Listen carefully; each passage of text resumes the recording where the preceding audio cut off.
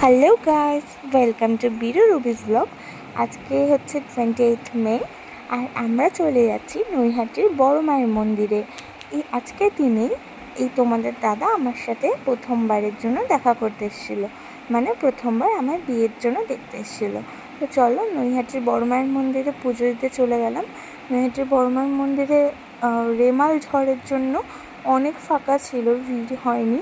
তো আমি আরও ভালোভাবে পুজো দিয়েছি। এখানে মা পুজোর ফুল কিনছে, মামুনি লাইনে দাঁড়িয়ে আছে। মা আগে গিয়ে লাইন দিয়েছিল, সেই জন্য আমাদের লাইনটা অনেক আগে হয়েছে।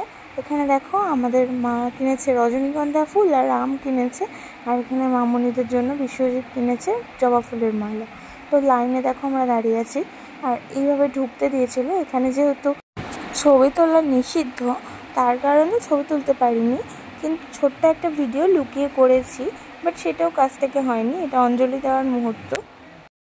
এরপর আমরা মন্দিরের বাইরে এসে ছবি তুলে নিলাম সবাই। দেখো এটা আমার মা, মামনি, বিশ্বজিৎ, আর এখানে মা আর মামনির সাথে আমি একা ছবি তুলেছি। তো দেখো এখানে ওরা বৃদ্ধাশ্রম করছে মন্দিরের তরফ থেকেই, বড় মার মন্দিরের তরফ থেকেই। বড় মার মন্দিরে লাইনের সময় আমরা একটু রোদ্দুর পাইনি। দেখো কতটা মেঘলা আকাশ ছিল, ফাঁকাও ছিল, ভিড়ও হয়নি। এই যে কানের দুলটা দেখছো মায়ের কানে, আর মামনির কানেও যে কানের দুলটা দেখছো, সেই কানের দুলটা আমি আর বিশ্বজিৎ মাদার্স ডেতে দুজনকে গিফট করেছি। তো চলো বাড়ি ফেরার পালা।